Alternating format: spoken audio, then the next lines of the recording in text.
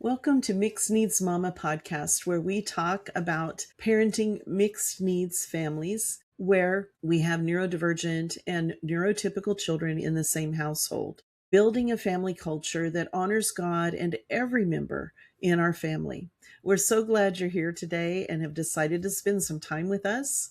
I'm your host, Terrie Hellard-Brown, and I'm a mixed needs mama myself. I help Christian parents in mixed needs homes move from survival mode to sustainable peace. Today, we're going to talk about what we all don't want to talk about, the fear of the future. This is something I think every mixed needs parent deals with, and it doesn't matter if your child is high functioning or low functioning on whatever spectrum with whatever diagnosis. We wonder about their future and what's going to happen to them. What if something happened to us? Who's going to take care of them? And it is something that causes fear, depression, keeps us up at night. It can be a really daunting thought. So I want to talk about that. First of all, we need to understand this is something real. This is something that does concern us and that we do probably need to be thinking about. What is going to happen to our children? So first, I want to talk from a high-functioning perspective. My children, as you know, 3 of them are on the autism spectrum. They are high-functioning. They can exist and survive on their own. They may not keep the house as clean as I would because they don't even notice the dirt the way I do, but they do know how to do basic cleaning. They can do their own laundry. They can fix their own meals. They know how to shop. They know how to pay bills. They can function. They struggle, and it isn't always easy or comfortable for us or them, but we know they can survive. They can manage on their own. So if we have children like that, the main thing that we want to talk about for all of the kids, high functioning or low functioning, there are certain principles we all need to hold on to. So I'm going to hit those first and then talk about how that looks. So number one, you know me as a Christian, the number one thing we've got to do is pray. There is nothing better that we can do, honestly, as parents. We've got to start there. We've got to pray for 2 reasons. We've got to pray for our kids, just to ask God to be at work in their lives and hearts and minds and to help them find their way, and know that He is involved in their lives. It helps us to just open our eyes to see what He's doing in their lives. And it's a very comforting thing. So we need to be praying. We need to also be praying for wisdom. And you know, I've said this a zillion million times that we've got to pray for wisdom, because I know we don't have the wisdom we need. We were not prepared for what we're dealing with. And I don't care if your child's neurodivergent or neurotypical. Most of us were not prepared for what we're dealing with in raising children. We need God's wisdom. I want to read a scripture to you real quick here because it's just so good. The first one I want to read to you is from James chapter 3, 17 through 18. And this is in the New Living Translation. But the wisdom from above is first of all pure. It is also peace-loving, gentle at all times, and willing to yield to others. It is full of mercy and the fruit of good deeds. It shows no favoritism and is always sincere. And those who are peacemakers will plant seeds of peace and reap a harvest of righteousness. I love, love, love these verses. It's so encouraging. We are praying for God's wisdom. He tells us in James to ask for wisdom. If we lack wisdom, ask for it, and God will give it to us abundantly. And we need that wisdom. When we get God's wisdom, this is the description of God's wisdom. It's going to help us find that peace that surpasses all understanding. It's going to help us build a family culture that honors God and is filled with peace. Even if we're dealing with struggles and difficulties, we still can have His peace. helps us to meet the needs of every member of our family. It shows no favoritism and is always sincere. God's wisdom helps us then to be peacemakers, to plant seeds of peace, to reap a harvest of righteousness, and to minister to each of our children's needs, whether they're neurotypical or neurodiverse. We've got to let God help us meet the needs of our kids. I have parents all the time asking me, how do I make my neurotypical child not feel invisible, not feel left out? Because our neurodivergent children do take a lot of time. They do require more instruction, more observation, more supervision. Sometimes, depending on how severe the situation is, they require a lot of intervention, a lot of accommodation. And that child who's neurotypical can just feel resentful, left out, misunderstood, not seen, not heard. Or parentification. We put them in situations they're not mature enough to handle or shouldn't be handling, even if they are mature, because we're the parent, they're not. We need to be aware of these things, and with God's wisdom, we can be. So wisdom is so important. This also plays into the whole thing of discerning what our child's bent is, what they are gifted in, where we should guide them as far as future jobs and all of that. It also shows us if we have to face the hard facts that our child cannot live on their own. So as we get older, we've got to make plans. We've got to figure out what we need to do. I have a friend whose son was already showing signs of autism. I've talked about them before. Then he had an immunization, and the mercury in that immunization was like 100-fold what it should have been, and caused him to have permanent brain damage from it. So he is like super autistic now, and he cannot live on his own. It changed their whole lives overnight. And now that they're older, the parents had to decide, what are we going to do to help our child, to help him have a life? They have found a home where he is in a group home where his needs are met. And there's staff that can give him any medication he needs and take good care of him, who know him and know how to work with him without setting off his defenses and all of that. It's been such a blessing, but it's been hard. That home is not as close as they would like. So that's the hardest part. When they talk, their eyes tear up because they would love to be closer to him. But this home is the right place for him. They've had him in a couple different places, and this they know is the right place. He's thriving and doing really well. But it is hard because when he was home, he was operating on a young child level of about, I think they said around 10, 11, 12 years old. In the home, it's not the same.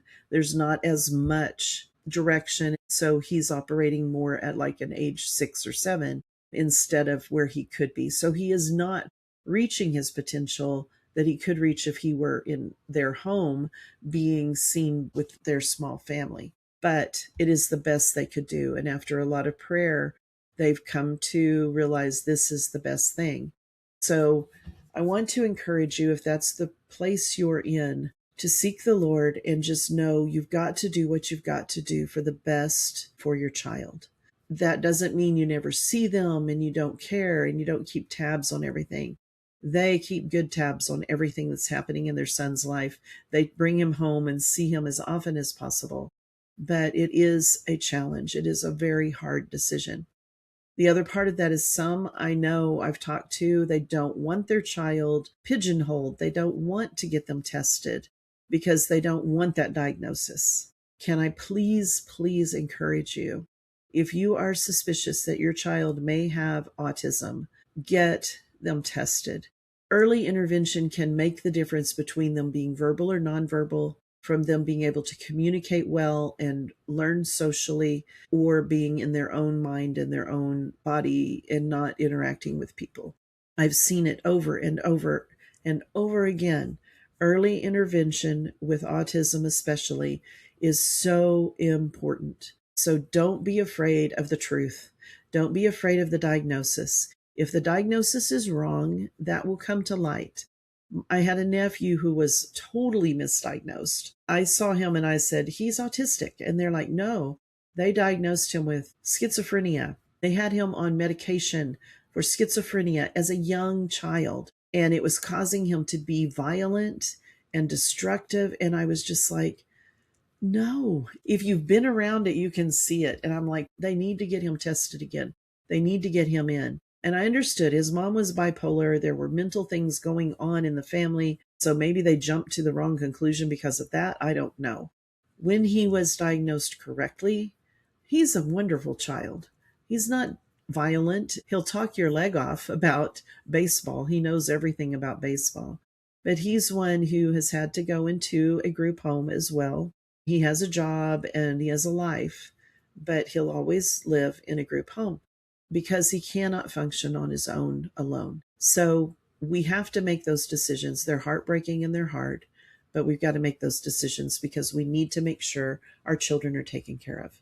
Now, back to the high functioning. If your children are very high functioning, you know they can get jobs, they can be on their own. We've got to do a couple of things. We've got to find out what their bent is, what their passion is, what is the way they should go, and help them to walk in that, get the training they need so that they can find their place. It's not always easy. Sometimes we think, oh, that's easy, piece of cake.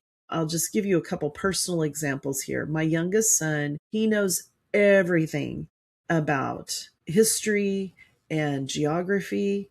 He knows quite a lot about politics. So he originally was going to major in history and languages, and he was going to become a teacher. But as he got into the schooling and learning, he realized, I'm not cut out to be a teacher. I would be a terrible teacher. Now, I disagree. I think he would be a great teacher. I think he would be one of those teachers kids talk about how he's their favorite, but he didn't feel it. He was like, I think I would be a terrible teacher. So he switched his major to business, and I thought, oh, this can't be right, but he loves it. So he loves accounting and business and all of that. So he had a minor in history because, of course, he still loves history. He found his place, and he's very passionate about being an accountant, working with numbers. And that part didn't surprise me. He's always loved numbers.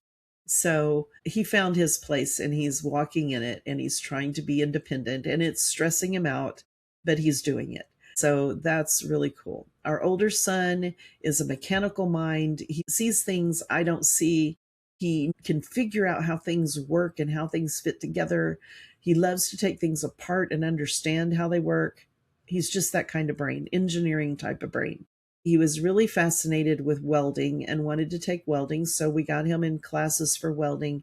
But that triggered a fear he had of electrocution. And I never knew that you had to worry about being electrocuted when you're welding, because that just shows you what I don't know about welding. And that he couldn't overcome. So he's had to back off from that and is still trying to figure out what he wants to do. But we know that's the way his brain works. He also has become very social as he's gotten older. So he is okay talking with people online or on the phone or whatever. So we're looking at jobs that kind of fit those parts of his personality that just shine, and helping him to find a place where he can feel safe and not trigger his fears and all of that. So that's something, even though we thought we understood his bent and where he should go, when we started going that direction, and pretty quickly we realized, nope, this isn't the right path. So we're still helping him. Sometimes you have to, adjust. That's normal for any of us when we're finding God's will for our lives. We often have to adjust. That's why I've always told my students, my children, anyone I've taught, that yes, when God gives us a calling, we sense God leading in our lives, we hold on to that, but we hold on to it loosely because it's God's calling, not ours. It's God's plan, not ours. He has the right to adjust whatever he needs to adjust, to guide us however he wants to guide us. When I was a freshman in college, God called me into international missions.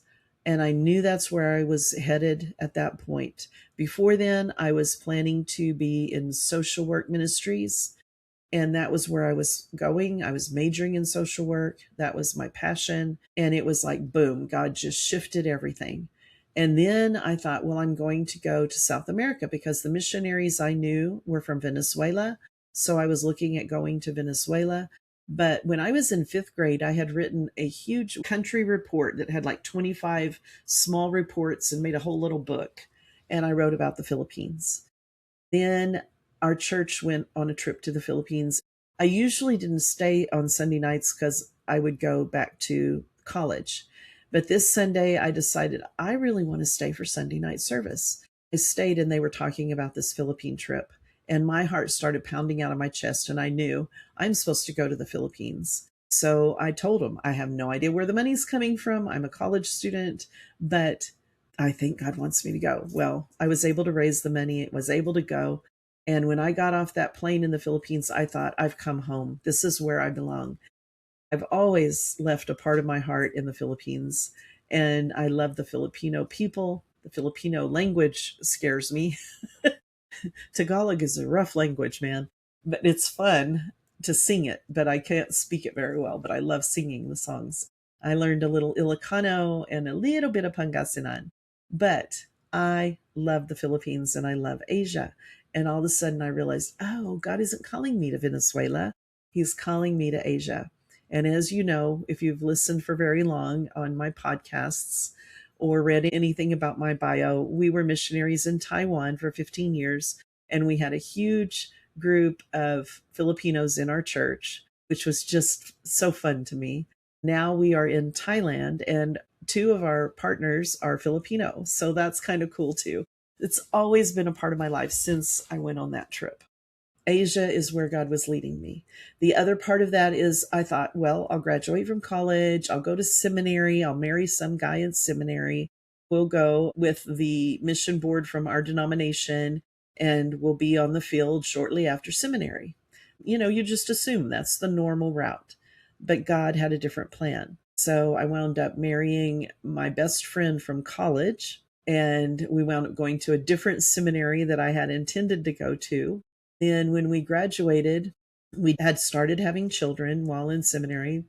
And even though we were told we couldn't have children, God had other plans. So we started having kids, and our first child was born with a cleft lip.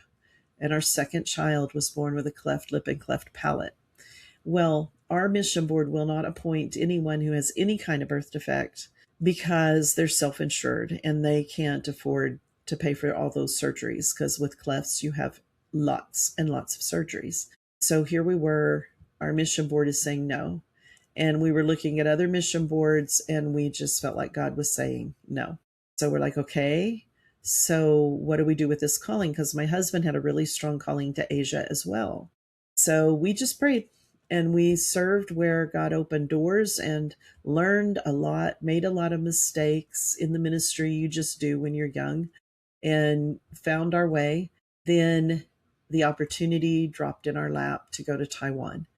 That was just amazing. So we wound up being direct hire with a church there. From the time I was called, it was a good 15 years before I wound up on the mission field.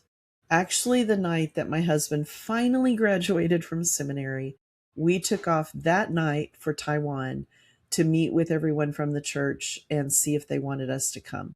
So we were there for 10 days and we came back home and started packing. So that was God's plan. It wasn't our plan. It wasn't our timeline, but it was his. And it was perfect. We were there for 7 years, came home for a year and a half. Our family needed us here. And then we went back to the mission field for another 8 years. Then we came home to help our kids get settled because of the autism and everything else. We needed to come home and we thought God was done. And now we're in Thailand because God wasn't done. He has a plan. So we need to hold on to God's calling and God's plan, but hold on to it loosely because he is still defining it, shaping it, and making it what he wants it to be. We need to teach our kids the same thing, trusting God and knowing that he has a plan, he has his timing, and he knows what is best.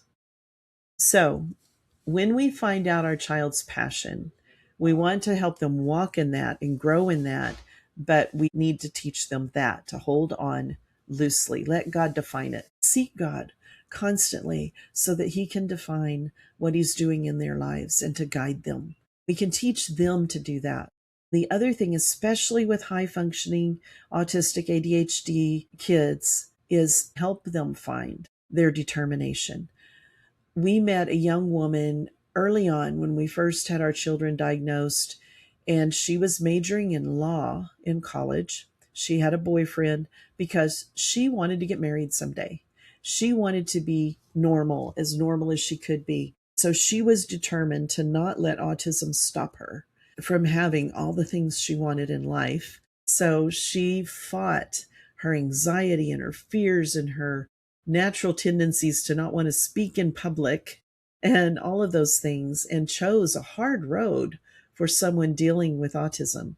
To major in law and to plan to become a lawyer, to date and plan to get married someday, is overcoming a lot for most people who are autistic. But she was like, I'm determined. And I've seen it with my children too. When they are determined to do something, they can do anything.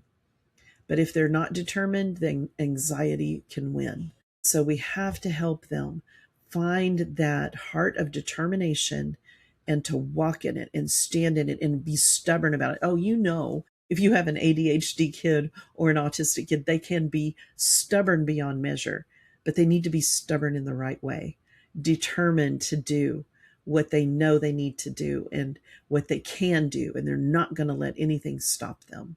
That's what we've got to tap into and help them tap into that so that then they can do whatever it is that is on their hearts to do, whatever it is that God has put in them, and we can see that blossom and grow. We need to help them find their passion, find their direction, learn to seek God and let Him lead, to trust Him, and then find that determination that says nothing is going to stop me from doing what I know I'm supposed to do. They can go full on into it without anything stopping them when they get that determination. That's my biggest advice for our kids and for us, of course, praying, seeking God's wisdom, and helping to guide them. Our role is not to force them, but to guide them. I know some families that God has led them to start businesses that bless autistic children or special needs kids, with deaf restaurants, with restaurants where all the employees are autistic, those kinds of things. If that's something God is leading us to do, then of course we should obey God and do that. But sometimes it's just that we're supposed to guide our children, help them be determined, and help them find their way. If we can recognize that and recognize our limitations, we can't make it happen for them necessarily.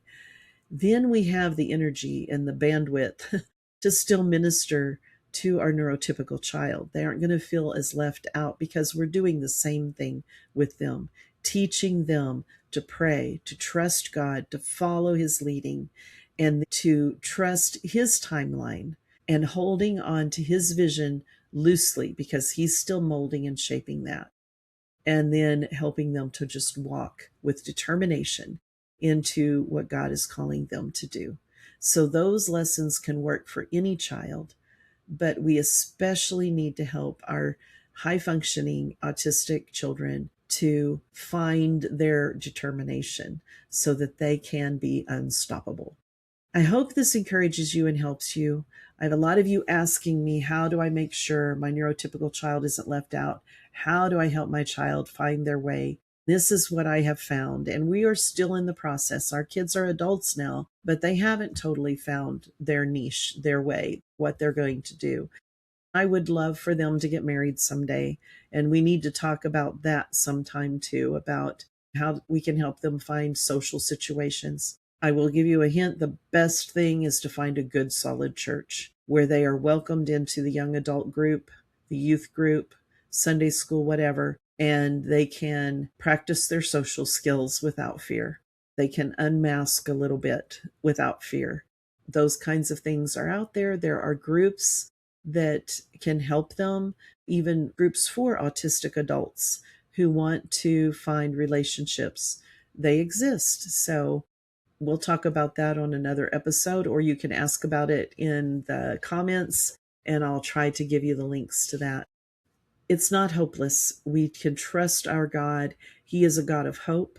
He cares about us and he cares about our kids, and he has a plan for them and for us.